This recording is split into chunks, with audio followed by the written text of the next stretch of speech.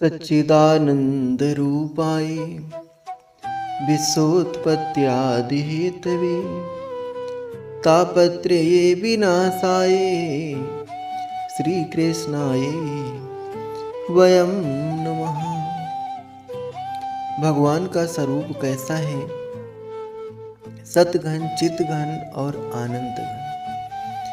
ऐसे भगवान सच्चिदानंद स्वरूप जो समस्त विश्व का पालन, सृजन और संहरण, इन तीनों के जो हेतु हैं तथा जिनकी पावन चरण शरण ग्रहण करते ही जीव के तापत्रय समाप्त हो जाते हैं, ऐसे भगवान सच्चिदानंद स्वरूप परम ब्रह्म को हम सब मिलकर प्रणाम करते हैं।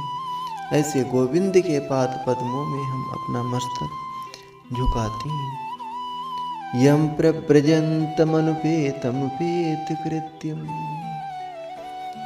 यम प्रव्रजन्तमनुपेतमुपेत कृत्यम, द्वैपायनो विरह कातर आजुहाव, पुत्रेति तन्मयतया तर्वो विनन्दुः, तं सर्वभूत हृदयं मुनिमानतोऽस्मि।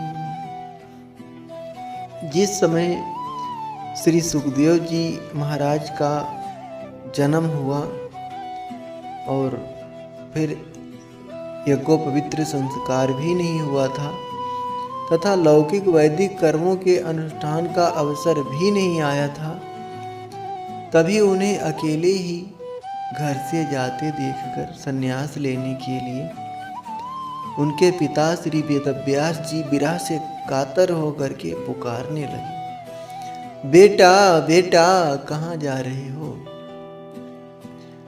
तब सुखदेव मुनि तो कुछ नहीं बोले, लेकिन मानो सुखदेव जी की तरफ से वृक्षों ने उत्तर दिया। जब व्यास जी कहते थे कि बेटा, तो उनकी ही आवाज टकरा करके वापिस आती थी।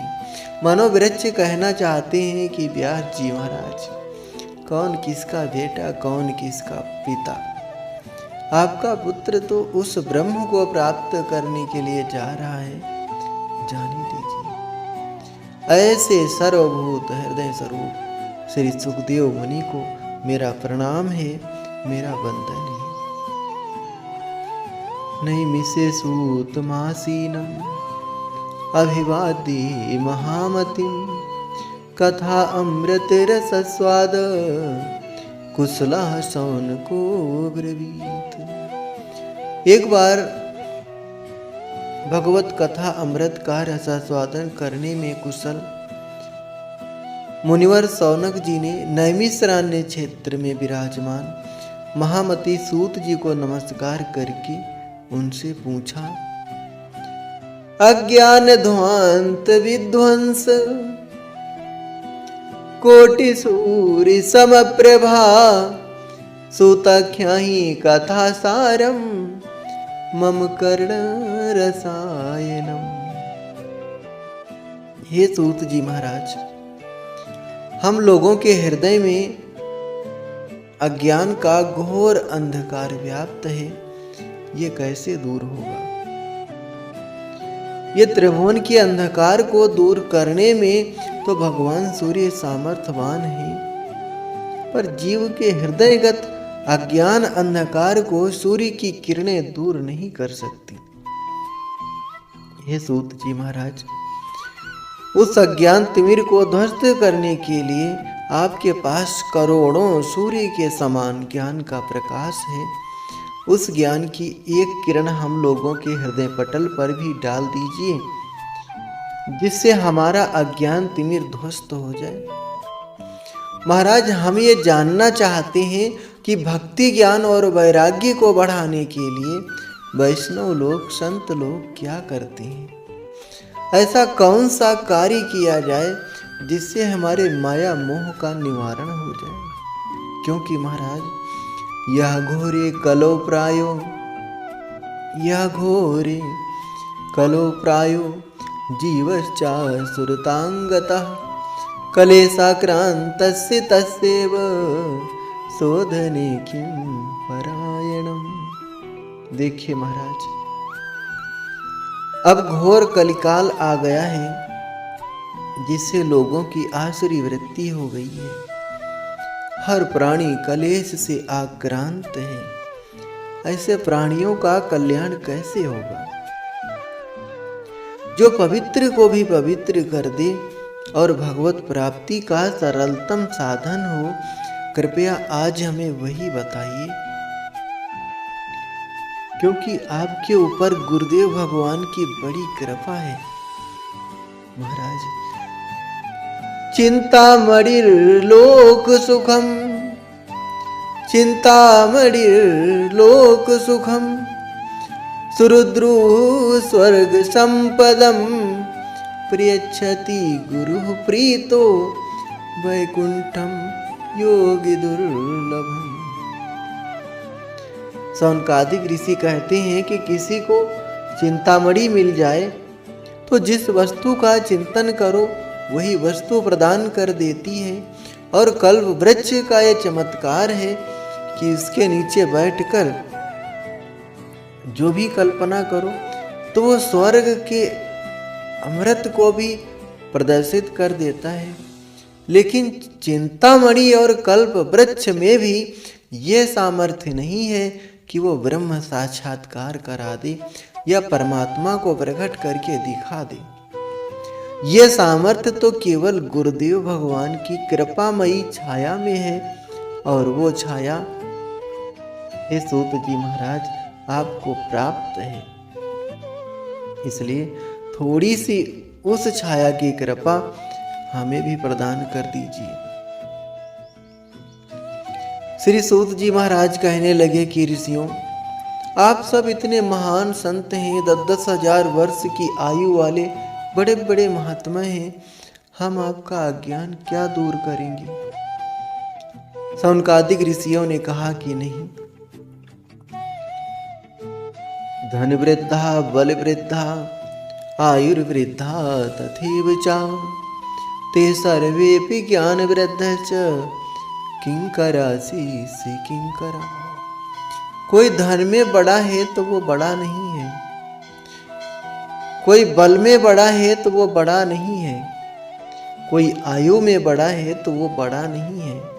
धन वृद्धा बल वृद्धा आयुर्वृद्धा ये सब तो अहंकार को देने वाले हैं। इन सबसे बड़ा वही है जिसके पास ज्ञान है, जिसने ईश्वर को जान लिया, वही सबसे ज्यादा महान है। इसलिए पुत्र, मेरे अज्ञान तिमिर को ध्वस्त करने वाली वाणी से कथा सुनाओ। श्री सूत जी महाराज प्रसन्न हो गए। कहा कि ऋषियों, यदि आप सभी के मन में हमारे प्रति इतना श्रद्धा है और इतना भाव है, तो अब हम तुम्हें समस्त शास्त्रों का सार ही सुनाने जा रहे हैं। सावधान तनया श्रृणु, सावधान होकर श्रवण करो। कालव्याल मुखग्रास, कालव्याल मुखग्रास, त्रास निर्णांस हेतवे, श्रीमद्भागवतम शास्त्रम कलौकीरेण भासितम। सूत जी कहते हैं कि ऋषियों, संसार में सबसे बड़ा डर है मृत्यु का। मरने का भय प्रत्येक प्राणी को भयाक्रांत रखता है, और इस संसार का नाम है मृत्यु लोक। आया है उसका जाना सुनिश्चित है। संसरति इति संसारः, यह संसार सरकता ही रहता है, खिसकता ही रहता है। कोई कितना भी पकड़ने का प्रयास करे, यह किसी के पकड़ में नहीं आता। तो संसार सरक रहा है, और हम और आप चाहते हैं कि ऐसे ही हमारे साथ बना रहे। और हमारे चाहने पर भी जब हमसे खिसक जाता है तो हमें बड़ा कष्ट होता है। इस संसार के भय को समाप्त करने के लिए महाभागवत श्री सुखदेव जी ने श्रीमद् भागवत संहिता का कलिकाल में प्राकट्य किया है। कीरेण सुकेण भासितम। इसे श्रवण करके प्रत्येक इंसान इस मृत्यु भय से मुक्त हो सकता है। ध्यान देना, रामायण हमें जीना सिखाती है और भागवत हमें मरना सिखाती है। हमारा जीवन कैसे दिव्य हो, हमें जीना कैसे है, ये भगवान राम के चरित्रों से सीखो। और हमारा अंत समय कैसे अच्छा हो, ये भागवत से सीखो। यतस्माद् परम किंचिन मनः शुद्धये न विद्यते, जन्मांतरे भवेत् पुण्यम तदा भागवतम लभेत। मन की शुद्धि के लिए इससे बढ़कर और कोई भी साधन नहीं है। जब मनुष्य के जन्म जन्मांतर के पुण्य उदय भाग्य उदय होते हैं, तब उसे इस भागवत शास्त्र की प्राप्ति होती है। जब महाराज परीक्षित के सामने मृत्यु का भय उपस्थित हुआ, 7 दिन में मरना सुनिश्चित हो गया, तब अपने कल्याण का मार्ग खोजने लगे। उसी समय महामुनि सुखदेव जी ने ही श्रीमद् भागवत संहिता के द्वारा परीक्षित को कथा सुना करके भय मुक्त किया था। जैसे ही गंगा के तट पर सुखदेव जी भागवत संहिता का प्रवचन करने के लिए विराजमान हुए, तो देवताओं को पता चल गया। अमृत का कलश उठाया और दौड़े दौड़े दौड़े दौड़े गंगा के किनारे आए। परीक्षिते कथां वक्तुम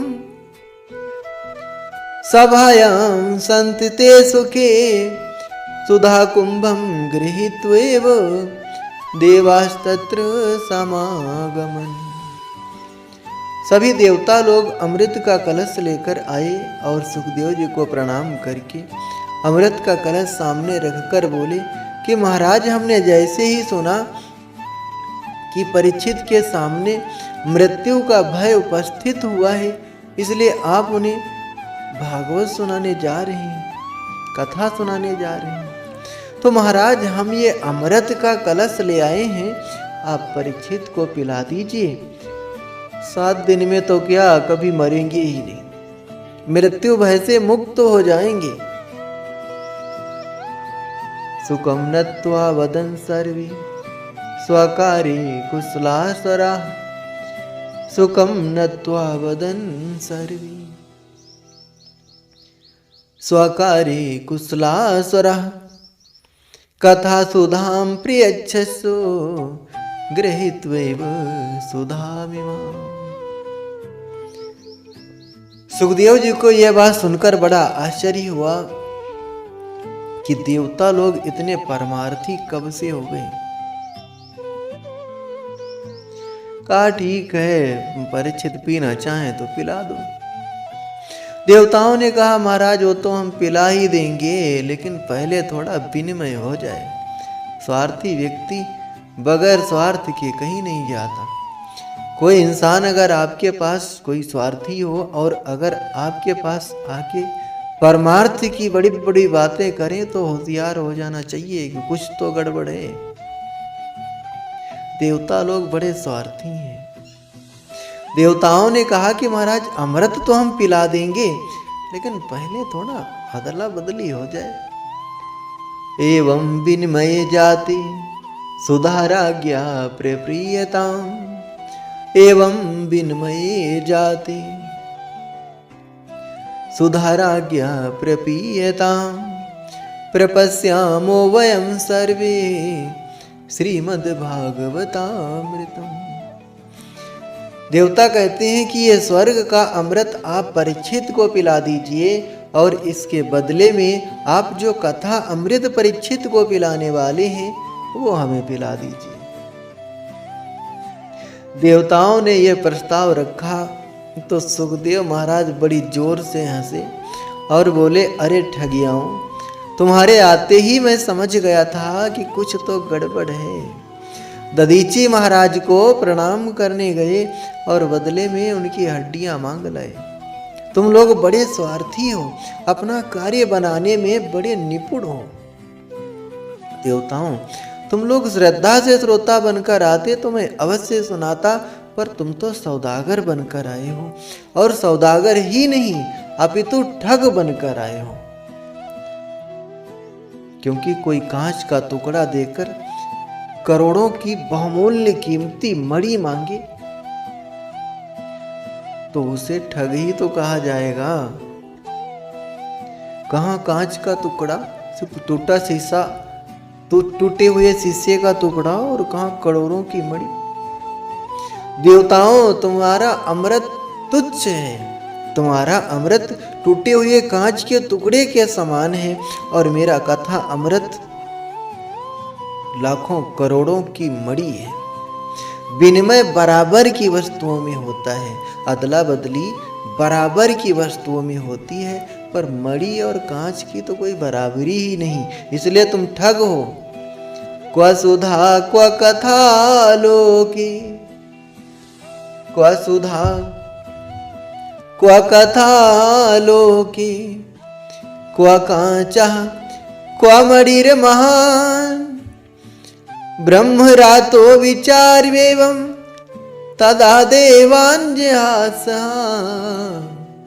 तदा देवांजहास। सूत जी कहते हैं कि ऋषियों, ये देव दुर्लभ कथा अमृत है, इसलिए देवताओं को सुखदेव जी ने डांट कर भगा दिया कि भाग जाओ, तुम्हें कथा नहीं सुनाएंगे, यहाँ ठगने आए हो। अभक्तास्ताश्च विज्ञाय, अभक्तास्ताश्च विज्ञाय न ददोसा कथामृतम्, श्रीमद्भागवती वार्ता सुराणामपि दुर्लभा। देवताओं ने जब सुखदेव जी ने भजाया, देवता लोग भाजे भाजे ब्रह्मा जी के पास गए, जा करके शिकायत की कि देखो महाराज, सुखदेव जी ने हमें कथा अमृत नहीं पिलाया, ऐसी क्या विशेषता है इस भागवत में। तो ब्रह्मा जी ने कहा कि भाई इंतजार करो, अब ये तो 7 दिन के बाद ही पता चलेगा क्या है। और जब परीक्षित को सुखदेव जी ने कथा सुनाई, 7 दिन के बाद महाराज परीक्षित कथा सुन करके मुक्त हुए, स्वर्ग को गए। तब ब्रह्मा जी ने सारे संसार के ग्रंथ एक पड़ले पे रखे और श्रीमद् भागवत को एक पड़ले पे रखा, लेकिन फिर भी लघु निन्यान जातानि गौर एण इदम महा, तदा ऋषि गणाः सर्वे विस्मयम परमम व्ययो। भागवत का पड़ला भारी पड़ा, सब लघु निन्यान जातानि, सारे ग्रंथ लघु हैं और श्रीमद् भागवत बहुत विशाल ग्रंथ है, अथाह ग्रंथ है।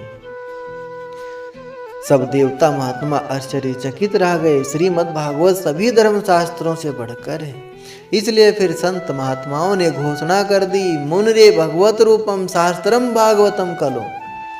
साक्षात श्री कृष्ण ही कलयुग के कलुषित प्राणियों का कल्याण करने के लिए श्रीमद् भागवत संहिता में आकर विराजमान हो गए।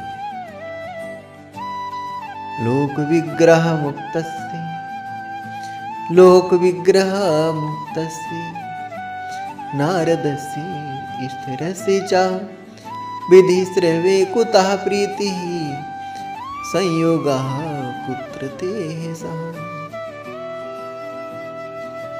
आगे फिर ऋषियों ने प्रश्न किया कि महाराज, ये 7 दिन में कथा सुनने की परंपरा कैसे आरंभ हो गई।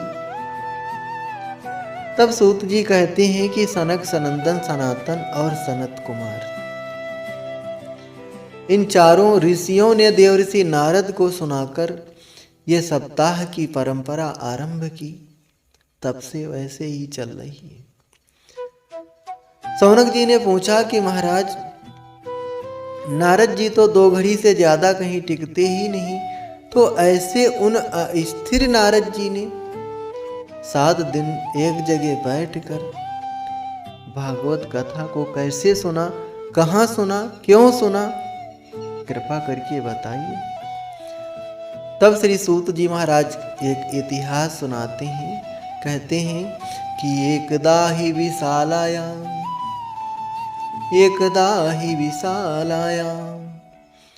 चत्वार ऋषियो मलाः सत्संगार्थं समायाता ददृशुस्तत्र नारदम्।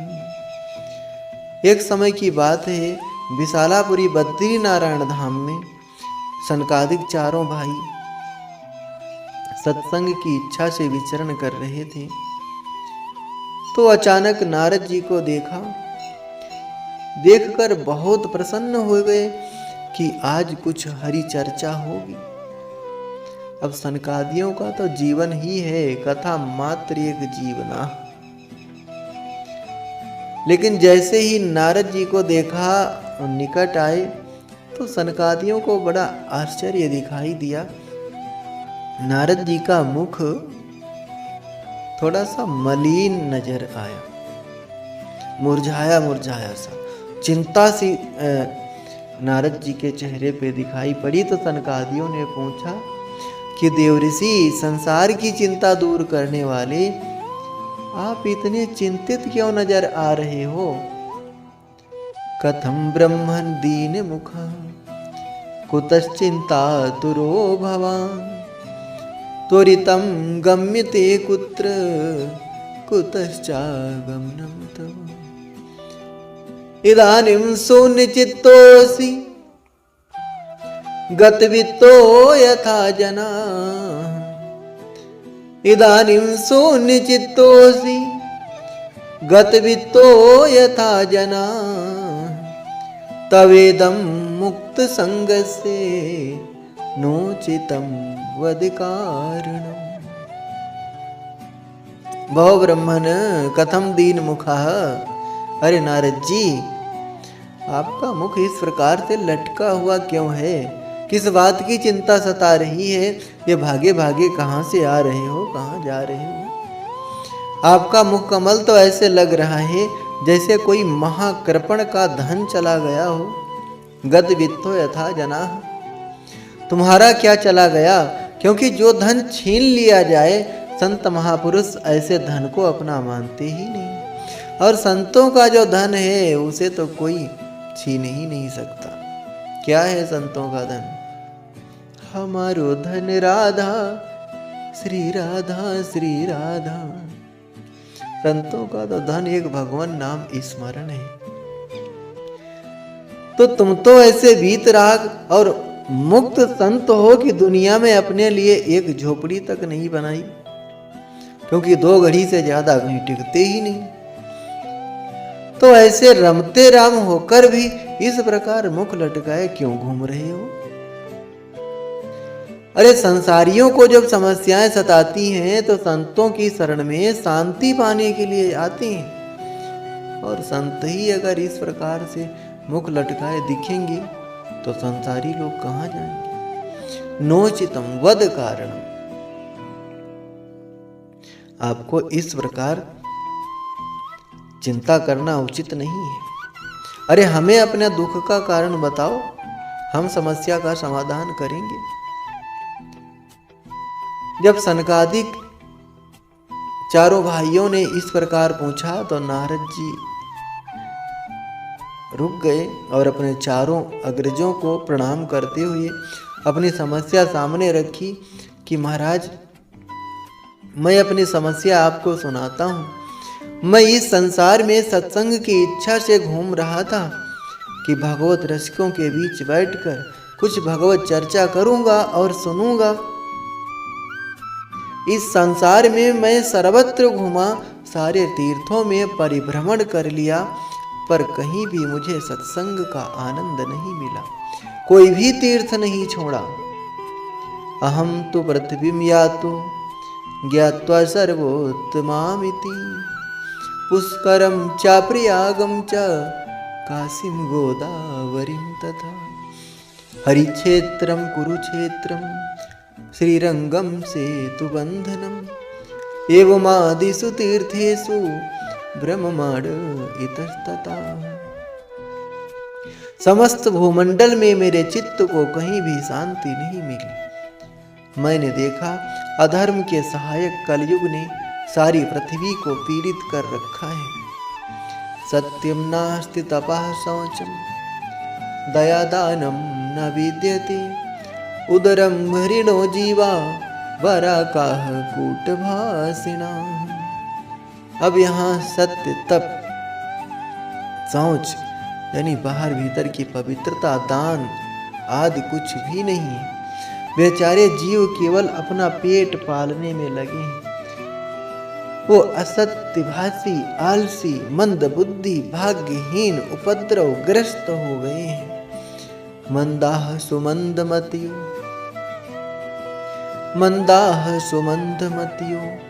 मंद भाग्या हृपुद्रत पाखंड निरताः संतो विरक्ताः सपरिग्रह।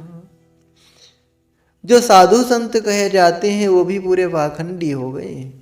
पापस से खंडा पाखंडा, पूरा आडंबर रचते हैं। घरों में स्त्रियों का परिग्रह है, साले सलाहकार बने हुए हैं। लोभ से लोग कन्या विक्रय करते हैं। शादी विवाह जैसे पवित्र बंधन में भी सौदे होते हैं। देख लो भाई, वो पार्टी आई थी, इतने लाख दे रही थी, अब आगे आपकी मर्जी। तो विवाह जैसे पवित्र बंधन को भी लोगों ने सौदे में बदल दिया। तीर्थ स्थान, नदियों, संतों के आश्रम में विधर्मियों ने कब्जा कर लिया। उन दुष्टों ने तो बहुत से देवालय भी नष्ट करवा दिए।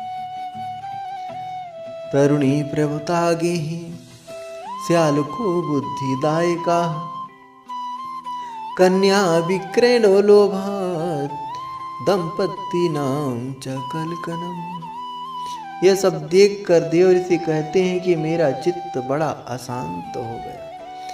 एवं पश्यन् कलेर्दोषान् पर्यटम नवनीमहं यामुनं तटमापन्नो यत्र लीला हरेर्भूत। मैंने सोचा कि अब कहाँ जाऊं। तब मुझे श्री धाम वृंदावन का स्मरण हो आया। मेरे प्रभु की उस दिव्य प्रागट्य भूमि के यमुना पुलिन पर मेरे चित्त को विश्राम अवश्य मिलेगा। ऐसा विचार करके मैं सीधा यमुना तट पर वृंदावन धाम में पहुंचा और वहां पहुंचकर मैंने एक आश्चर्य देखा। तत्राश्चर्यं मया दृष्टं श्रूयतां तन्मुनीश्वराः एका तु तरुणी तत्र निखन्ना खिन्न मानसा।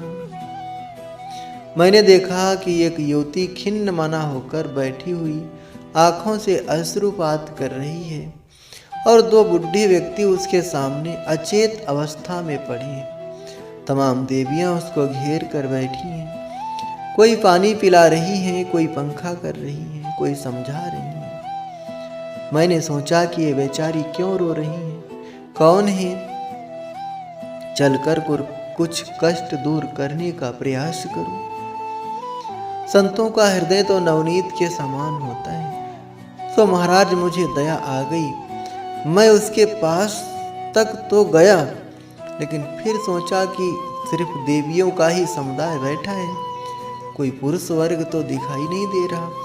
अब मैं इनके पास जा करके कहूँ कि देवी जी आप क्यों दुखी हो, क्या कष्ट है। और उसने कहीं कोई उल्टा सीधा जवाब दे दिया, ए बाबा चल तू अपना काम कर, ये देवियों के समुदाय में कहाँ घुसा चला आ रहा है। अब माताएं जब आपस में बातें करती हैं तो 1 मिनट में ही रोने लग जाएं और अगले ही क्षण मुस्कुराने लग जाएं। तो हम बाबा बैरागी को बिना बुलाए, बिना मतलब के ऐसे समाज में नहीं जाना चाहिए। ये सोच करके देवर्षि नारद पास तक तो गए, लेकिन प्रश्न करने का साहस नहीं हुआ तो लौट पड़े। लेकिन जब उस देवी ने देखा तो आवाज लगाई, भो भो साधु क्षणं तिष्ठ मच्चिन्तामपि नाशये दर्शनं तव लोकस्य सर्वथा गहरं परम। महाराज जी कहाँ भाग रहे हो, 1 मिनट रुकिए तो सही। आप जैसे संतों के तो दर्शन मात्र से जीव के पाप ताप संताप नष्ट हो जाते हैं। बहुधा तो वाक्येन दुख शांतिर्भविष्यति यदा भाग्यम भवेत् भूरि भवतो दर्शनम तदा। मेरे तो न जाने कितने जन्मों के भाग्य उदय हुए जो आपके दर्शन प्राप्त हुए। आपके तो दर्शन मात्र से जीव के दुख दारिद्र्य दूर हो जाते हैं। नारद जी कहते हैं कि भैया, जब उस देवी ने इस प्रकार से हमें बुलाया तो हम उसके पास गए और पूछा, काशित्वम, देवी जी आप कौन हैं? और काबिमो, ये दोनों बुढ़े जो तुम्हारे पास पड़े हैं ये कौन हैं? तुम्हारे क्या लगते हैं? और का इमा, ये जो देवियां आपको घेर कर खड़ी हैं ये सब कौन है? और तुम रोती क्यों हो? वद देवी सविस्तारम स्वास्थ्य दुख से कारणम, तुम्हारे दुख का कारण क्या है? हमें विस्तार से बताओ। जब मैंने उस देवी के प्रति सहानुभूति दिखाई तब उसने अपना पूरा परिचय विस्तार से दिया कि देवर्षि, अहम भक्ति रीति ख्याता इमो में तनियो मतो ज्ञान वैराग्य नामानो काल योगे जर्जरो। महाराज, मैं भक्ति के नाम से विख्यात हूँ और ये दोनों बुढ़े जो मेरे सामने पड़े हैं ये दोनों मेरे बच्चे हैं। इनका नाम ज्ञान और वैराग्य है। समय की विडंबना देखो कि माँ तो नवयुवती बनी बैठी है और बच्चे दोनों ही बुढ़े हो गए। इतनी जर्जरित स्थिति हो रही है इनकी। मेरे दुख का मूल कारण यही है। मैं अपना पूरा परिचय आपको दूं। उत्पन्ना द्रविणे साहम वृद्धिम कर्नाटके गता क्वचित क्वचिन महाराष्ट्रे गुर्जरे जीनताम गता। मैं दक्षिण भारत में पैदा हुई, कर्नाटक में बड़ी हुई, महाराष्ट्र आदि प्रदेशों में मेरा कहीं कहीं पर बड़ा सम्मान हुआ, पर कई प्रदेश ऐसे भी थे जहां पाखंडियों से खंडित होकर पीड़ित होकर मुझे भागना पड़ा। इस प्रकार से मैं अनेक देश प्रदेशों में घूमती घूमती जैसे ही श्री धाम वृंदावन में पधारी तो वृंदावनम पुनः प्राप्य नवीनेव स्वरूपिणी। इस ब्रजभूमि में आते ही मैं नई यौवना हो गई, पर न जाने क्या हुआ कि मेरे दोनों बच्चे एकदम बुढ़े हो गए और मेरे बालकों की यही स्थिति रही तो मैं इस स्थान को छोड़कर विदेश चली जाऊंगी। इदम स्थानम परित्यज्य विदेशम गम्यते मया। नारद जी ने सारी स्थिति को एक क्षण में समझ लिया और विचार किया कि भक्ति ज्ञान और वैराग्य एक दूसरे के पूरक हैं। कहा, माँ आप विदेश ना जाएं, क्योंकि आजकल हर इंसान का आकर्षण विदेशों में ही हो रहा है। आप ऐसा ना करें। कलयुग त्रेता द्वापर में तो आप बड़े आदर आनंद के साथ रहीं, पर अब सतयुग त्रेता द्वापर में तो आप बड़े आनंद के साथ रही हैं, पर आप घोर कलिकाल आ गया है। इसमें सब सदाचार लुप्त होते चले जा रहे हैं। तेन लुप्ताः सदाचारो योग मार्गस तपांसि च। सब योग मार्ग और सदाचार इस कलयुग में लुप्त हो गए। लोग धर्म की आड़ में कुधर्मी बने हुए हैं, धर्म की आड़ में अपना धंधा चला रहे हैं। इसमें तो बुद्धिमान वही है जो धैर्य पूर्वक अपने नियमों का अपने धर्म आचरण में लगा रहे, क्योंकि अभी तक तो फिर भी बहुत कुछ मंगल दिखाई दे रहा है, लेकिन वर्षे वर्षे क्रमात् जाता मंगलम नापि दृश्यते। जैसे जैसे समय बढ़ता जाएगा जो थोड़े बहुत शुभ कर्म दिखाई दे रहे हैं वो भी दिखना बंद हो जाएंगे। पर इस घोर कलिकाल में भी आप इस श्री धाम वृंदावन की भूमि में इस प्रकार से नवयुवती बनकर नाच रही हो। मैं तो कहता हूं कि धन्य है यह ब्रज भूमि जहाँ इस कलिकाल में भी आपका इतना सम्मान है। वृंदावनस्य संयोगात् पुनस्त्वं तरुणी नवा, धन्यं वृंदावनं तेन भक्ति नृत्यति यत्र च। ब्रजभूमि धन्य है जहाँ पर इस कलिकाल में भी भक्ति का इस प्रकार आदर किया जा रहा है, जहाँ आप नाच रही हो। भक्ति माँ ने नारद जी से पूछा कि बाबा, जब कलयुग इतना बुरा है तो परीक्षित ने इसको दंड क्यों नहीं दिया, और परीक्षित ने कदाचित यदि दंड नहीं भी दिया तो भगवान इसकी उदंडता क्यों सहन कर रहे हैं? भगवान को तो दंड देना चाहिए। नारद जी ने कहा कि माँ, आप पूछ रही हो तो ध्यान से सुनिए। जिस दिन गोविंद अपने लीला को संपन्न करके परमधाम को गए, उसी दिन कलयुग ने अपने पैर जमाना प्रारंभ कर दिया।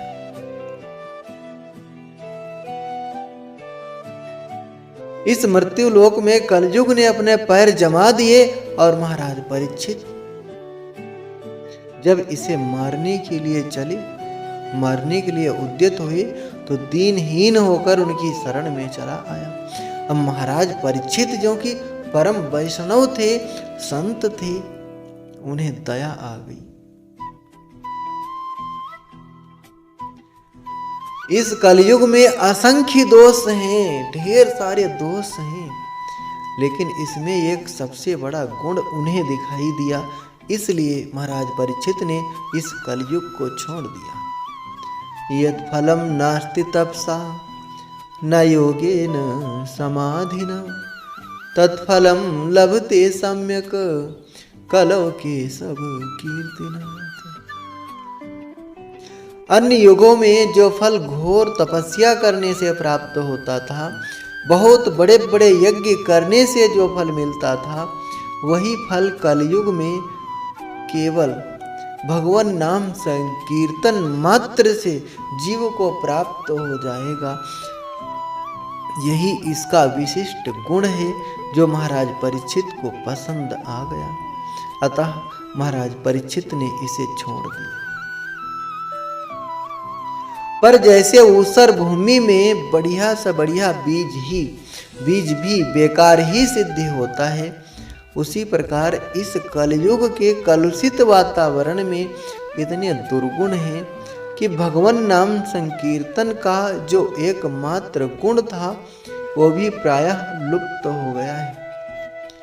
कलयुग में भागवत की कथाएं तो बहुत होती हैं, पर भागवत के अर्थ पर किसी का ध्यान नहीं।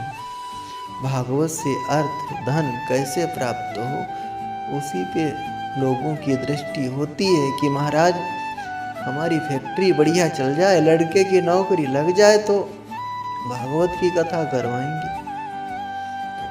भागवत के तात्पर्य अर्थ को समझ लिया जाए। भागवत के अर्थ को अगर समझा जाए तो धनाशक्ति खुद ही छूट जाएगी। विप्रेर भागवती वार्ता गेहे गेहे जने जने, कारिता कण लोभेन कथा सारस्ततो बता। सुखदेव जी जैसे निष्काम परमहंसों का ये धन है, यद वैष्णवा नाम धनम। परमहंसों की ये पावन संगीता है। तुम्हारा लक्ष्य क्या है, तुम्हारी कामना क्या है, उसी की पूर्ति करेगा। भक्ति माँ को इस प्रकार से नारद जी समझा रहे हैं। भक्ति माँ गदगद होकर बोली कि नारद जी, मेरे तो बड़े भाग्य उदय हुए जो आपके मुझे आज दर्शन प्राप्त हुए। सुरवर से तुम ही धन्योसी मद्भागेन समागता, साधूनां दर्शनम लोके सर्वसिद्धि करम परम। धन्य है नारद जी जिनकी महिमा स्वयं भक्ति माता गा रही। जयति जगति मायां यस्य कायाधवस्ते, वचन रचन मेकं केवलं चाकलय्या। ध्रुवपदं पियातो यत्कृपातो ध्रुवोऽयं, सकल कुशल पात्रम ब्रह्मपुत्रम नतास्मि। जयति जगति माया, जयति जगति माया। हे ब्रह्मा जी के मानस पुत्र नारद जी, आपकी जय हो। आपके एक वचन पर निष्ठा करके कयाधु नंदन प्रहलाद भक्ति के परम आचार्य बन गए। आपकी अनुग्रह को प्राप्त करके ध्रुव जी महाराज तो 5 वर्ष की अवस्था में ही साक्षात भगवान को प्रकट करने में सामर्थ्यवान हो गए और आज ध्रुव लोक में चमक रहे हैं। हे देव ऋषि, मेरे बालकों पर भी कृपा दृष्टि डालो, इन्हें भी युवा कर दो। नारद जी बोले कि माता जी, आप इतनी दुखी क्यों हो रही हो? अरे जिन भगवान ने कौरवों की कुत्सित सभा के बीच से द्रौपदी की रक्षा की थी, वे कृष्ण कन्हैया आज भी हमारे मध्य विराजमान हैं। स कृष्णः क्वापिनो गताः, वे कहीं चले नहीं गए, आज भी अपने भक्तों के मध्य, भक्तों के हृदय में विराजमान है। इसलिए आपको किसी भी प्रकार से चिंता करने की आवश्यकता नहीं है। आप बेकार में ही खेद कर रही हो। आप तो गोविंद के पाद पद्मों का स्मरण करो, दुख अपने आप ही भाग जाएगा। हरि स्मृति ही सर्व विपद विमोक्षणम। गोविंद की स्मृति सारी विपत्तियों से अपने आप ही मुक्ति दिला देती है। इसलिए माता जी, गोविंद के चरण कमलों का ध्यान करो।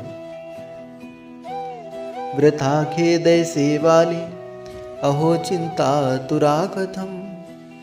श्री कृष्ण चरणाम्बुजम स्मर दुखम गमिष्यति। अब नारद जी ज्ञान और वैराग्य को स्वस्थ करने का प्रयास करने लगे। ज्ञान और वैराग्य के पास आकर देवर्षि नारद ने बड़े बड़े दिव्य वेद मंत्रों के माध्यम से वेद पाठ किया। चारों वेद सनेह सनेह सुना दिए, पर लाभ नहीं हुआ। उपनिषदों का पाठ किया, फिर भी लाभ नहीं हुआ। सबका सार श्रीमद् भागवत गीता भी सुना दिया, वो भी एक बार नहीं। वेद वेदांत घोषश्च गीता पाठ्यर मुहुः। अनेक बार भगवत गीता का पाठ भी सुनाया। थोड़ी सी चेतना तो आई, परंतु फिर गिर गई। अब नारद जी को चिंता होने लगी। मुखम संयोज्य गणान्ति शब्दमुच्चे मुच्चरन् ज्ञानम प्रबुद्धितां शीघ्रम वैराग्ये प्रबुद्धितां। ज्ञान खड़े हो जाओ, वैराग्य सावधान हो जाओ। बहुत प्रयत्न करने पर जब कोई लाभ नहीं दिखा तो नारद जी को चिंता हो उठी कि अब क्या करूं। मेरे तो औषधालय में जितनी चूर्ण चटनी थी सब चटा दी। इन दोनों का तो स्वास्थ्य ठीक ही नहीं हो रहा है। अब कौन सी दवा लाई जाए? लेकिन उसी समय आकाशवाणी हो गई। व्योमवाणी तदेवाभुन मारिसे खिद्यतामिति उद्यमः सफलस्तेयं भविष्यति न संशयः। आकाशवाणी ने दिशा निर्देश दिया, नारद जी उद्यम करो, सफलता अवश्य मिलेगी। नारद जी ने पूछा, भैया कौन सा उद्यम करूं? तो आकाशवाणी ने कहा, यतदर्थम तो सत्कर्म सुरवर्षे तुम समाचर। ये सत्कर्म कैसा होगा, ये तो तुम्हें कोई संत ही समझाएगा। अब नारद जी सोचने लगे कि आकाशवाणी ने भी स्पष्ट नहीं कहा। अरे या तो कोई संत का नाम ही बता देती कि अमुक महात्मा के पास चले जाओ, तो मैं सीधा पहुंच जाता। या दवा का ठीक से नाम ही बता देती तो मैं उस दवा को ढूंढ लाता। सत्कर्म करो और कोई संत समझाएगा। दोनों बातें गोलमोल हैं। तो मैं जो इतने उपनिषद और गीता के पाठ सुना रहा था, ये क्या सत्कर्म नहीं है?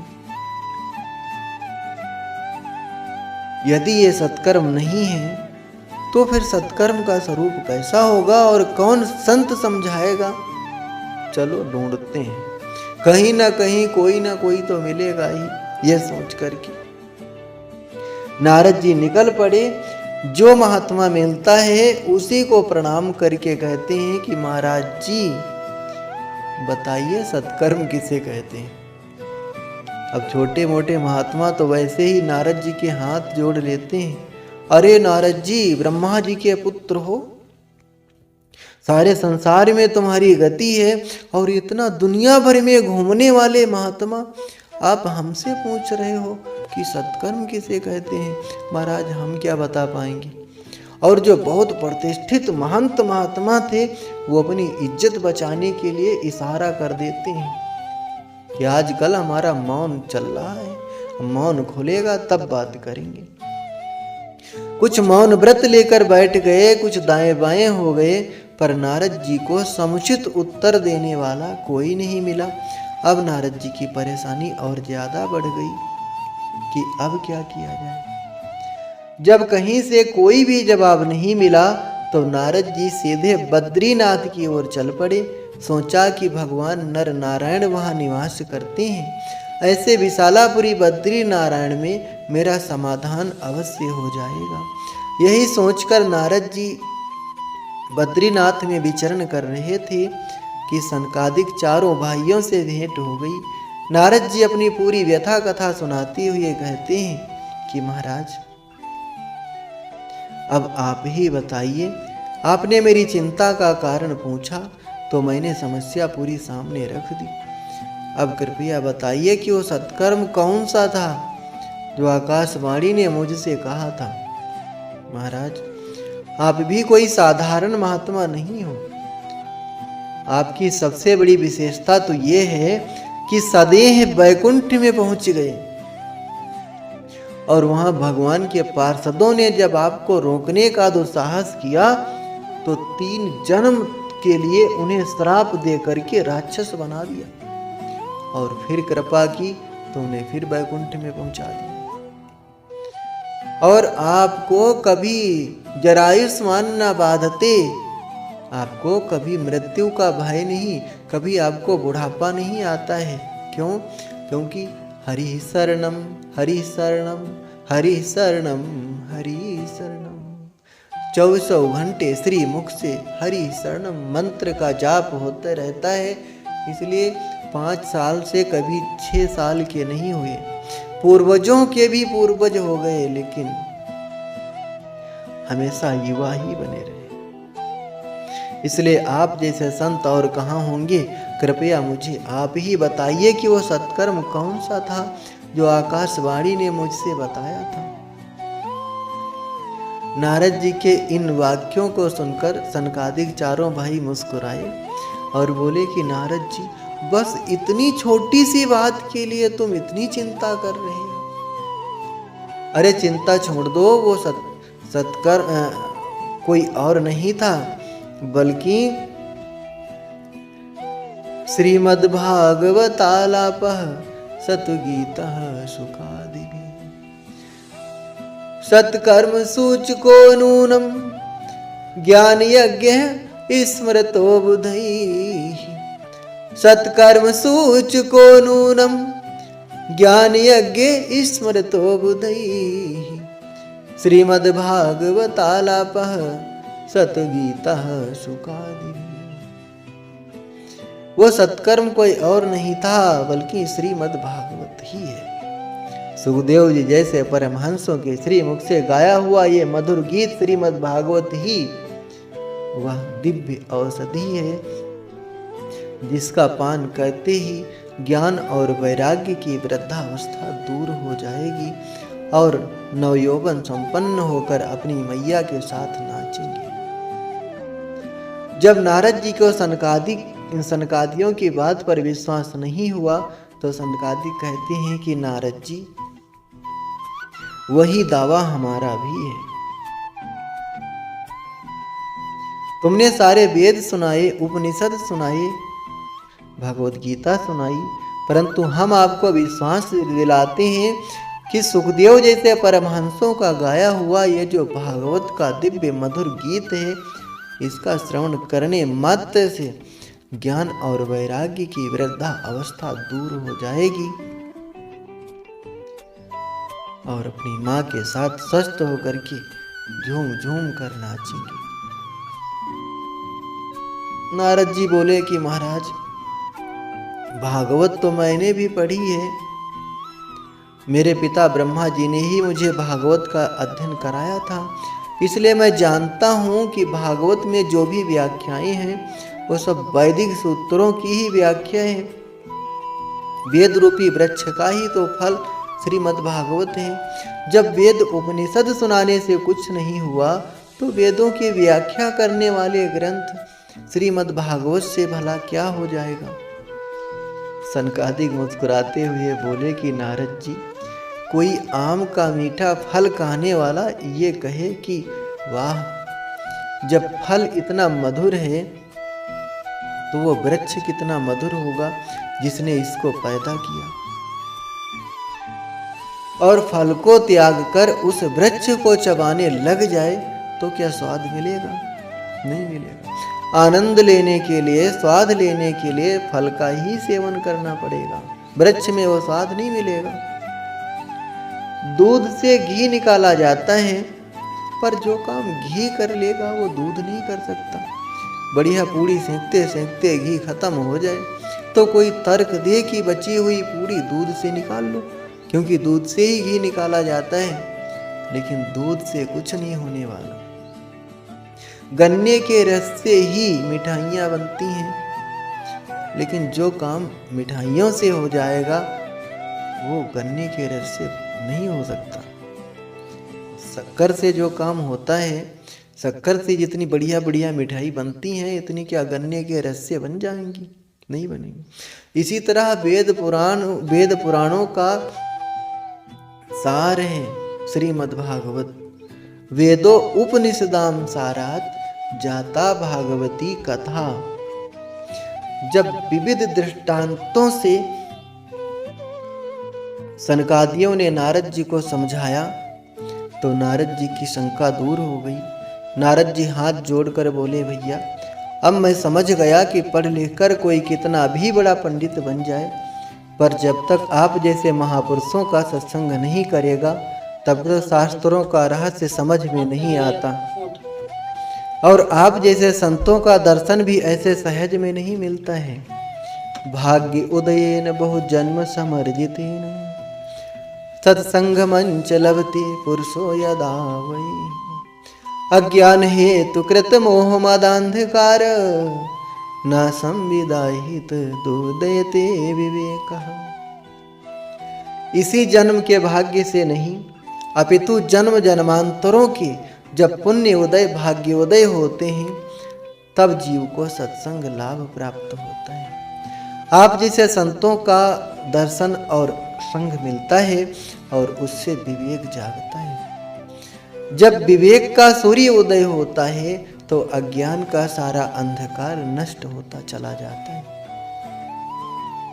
नारद जी बोले कि महाराज, मेरा परम सौभाग्य है कि आप जैसे संतों का मुझे दर्शन प्राप्त हुआ।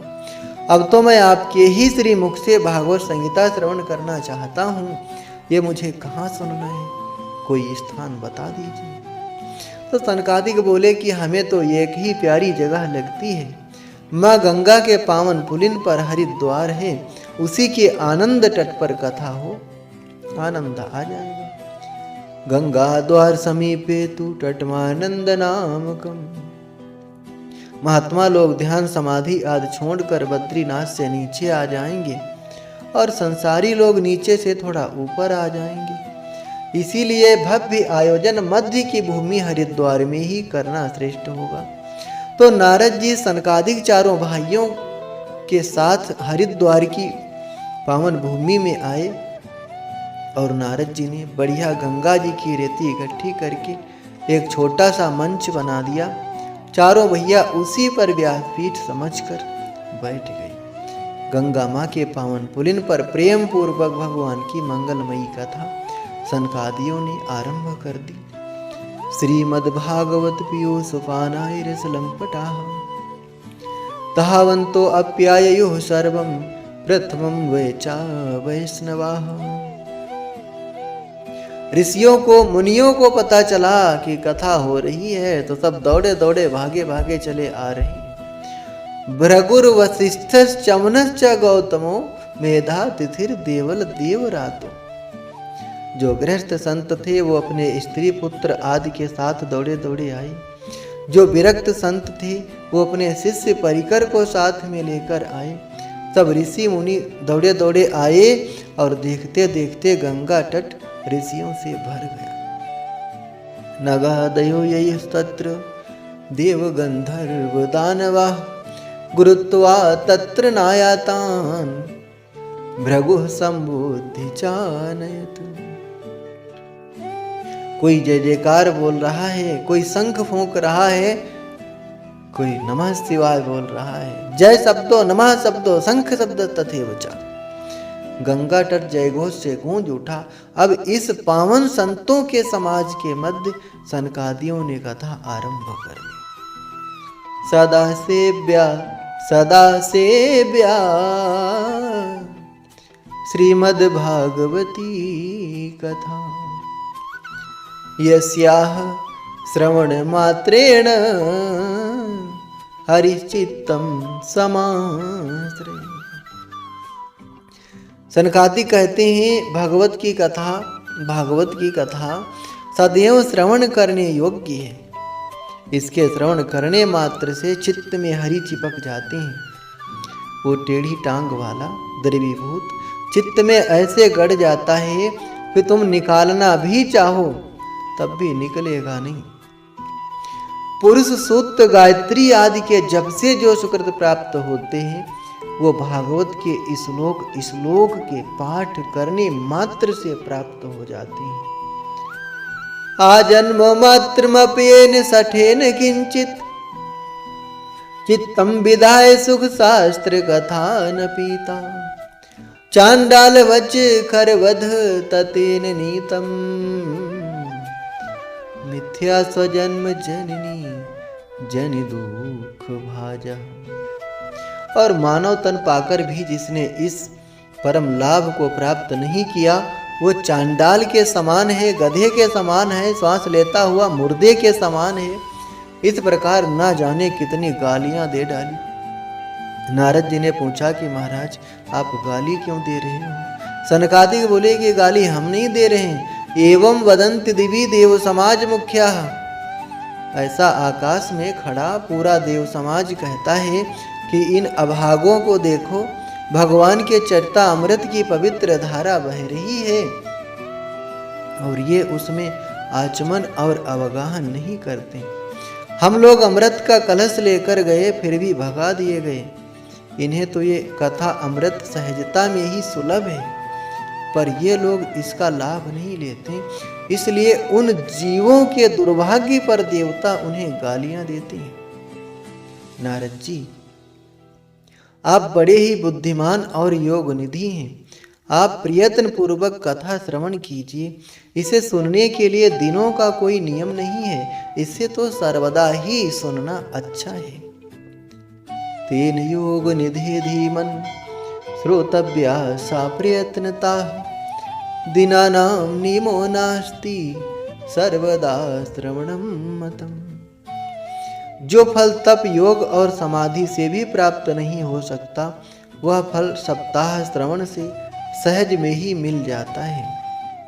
यत् फलम नास्ति तपसा न योगेन समाधिना अनायासेन तत्सर्वं सप्ताह श्रवणे लभेत। सनकादिक चारों भाई भागवत की महिमा मुक्त कंठ से गा ही रहे थे कि अचानक उसी क्षण एक दिव्य अलौकिक नाम संकीर्तन की धुनी सुनाई पड़ी। सबने क्या देखा? एवं नगाह श्रवणोर्धर्मे प्रकाश्यमाने ऋषिभिः सभायाम् आश्चर्यमेकं सम्भूतदानीं तदुच्यते संसृणसौनको भक्ति सुतो तो तरुणो गृहीत्वा प्रेमैकरूपा सहसा विरासी श्री कृष्ण गोविंद हरे मुरारे नाथेत नामानि मुहुर्वदन्ति भवद्भि अद्यैव कृतास्मि पुष्टा कलिप्रणष्टापि कथारसेन क्वाहं तु तुष्टामि धुना ब्रवन्तु ब्रह्मा इदं तां गिरिमुचरेति भक्तेषु गोविन्द स्वरूपकर्त्री प्रेमयगधरत्री भवरोगहन्त्री सात्वं च तिष्ठस्य सुधैर्य सन्त्र्या निरंतरम वैष्णवमानसानि। भक्ति महारानी अपने पुत्र ज्ञान और वैराग्य के साथ सबके बीच प्रकट होकर ताता थैया करके नाच उठी और झूम झूम कर नाम संकीर्तन का उठी। श्रोता समुदाय तर्क वितर्क करने लगा कि ये कहाँ से आई, इन्होंने हमारे बीच कब प्रवेश किया, पता ही नहीं चला कैसे प्रकट हो गई। सनकादियों ने कहा कि जहाँ भगवान की मंगलमयी कथा होती है वहाँ पर भगवती भक्ति महारानी स्वतः प्रकट होती हैं। भक्ति माँ ने सनकादियों को प्रणाम करके पूछा कि भगवान, आपने यहाँ अलग अलग सबको बैठने की व्यवस्थाएं दी हैं, लेकिन अहम को तिष्ठामि, मैं कहाँ बैठूं, मेरा स्थान कौन सा है। सनकादियों ने कहा कि देवी, यहाँ जितने भी वैष्णव भक्त श्रोता समुदाय बैठे हैं उन सबके हृदय में जाकर आप विराजमान हो जाइए, क्योंकि त्रिभुवन में वही धन्य है जिसके हृदय में भक्ति का निवास है, जिसके भवन में भक्ति महारानी विराजमान हो जाएं, फिर उसे भगवान के पीछे नहीं भागना पड़ता, भगवान खुद उसके पीछे पीछे भागते हैं। सकल भुवन मध्य निर्धनास्ते धन्या निवसतिर्देशां श्रीहरिर्भक्तिरेका हरिरपि निजलोकं सर्वथा तो विहाय प्रवसतिर्देशां भक्तिसूत्रोपनिधाय। त्रिभुवन में वही धन्य है जिसके हृदय भवन में भक्ति महारानी विराजमान है, क्योंकि भगवान जिस भवन में भक्ति को देखते हैं फिर अपना वैकुंठ त्याग कर उस भक्त के हृदय में जबरदस्ती घुसपैठ करते हैं। अथ वैष्णव चित्तेषु दृष्ट्वा भक्तिम अलौकिकीम्, अथ वैष्णव चित्तेषु दृष्ट्वा भक्तिम अलौकिकीम् निजलोकं परित्यज्य भगवान भक्तवत्सलाः।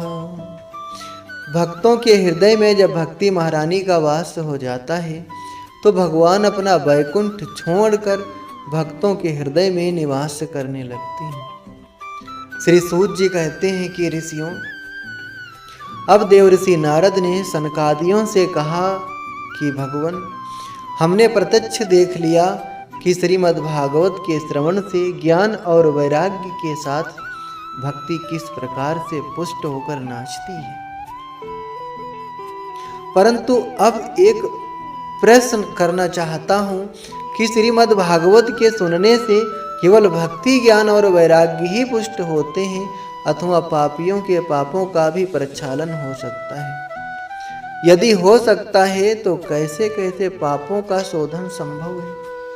के विशुद्धयन्ति वदन्तु माया।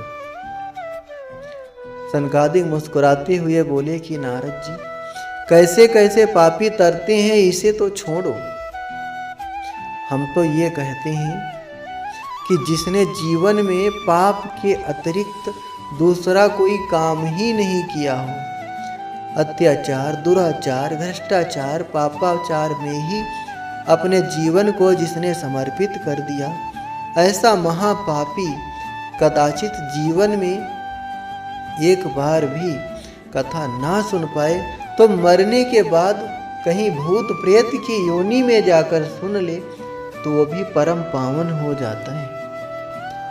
ये मानवा पाप कृतस्तु सर्वदा सदा दुराचार रता विमार्गगा क्रोधाग्निदग्धा कुटिलाश्च कामिना सप्ताह यज्ञेन कलो पुनन्ति ते कायेन वाचा मनसा पिपातकं नित्यं प्रकुर्वन्ति सठाढेने परस्सु पुष्टा मलिना दुराशया सप्ताह यज्ञेन कलो पुनन्ति ते परस्सु पुष्टा। नारद जी बोले, वाह महाराज, आपने तो गजब कर दिया। जीते जी की बात छोड़ दो, मरने के बाद भी तर जाए, ऐसा कभी आज तक संभव हुआ है? कोई प्रमाण है? सनकादियों ने कहा कि हाँ देवर्षि, हम तुम्हें एक प्रमाण सुनाएंगे।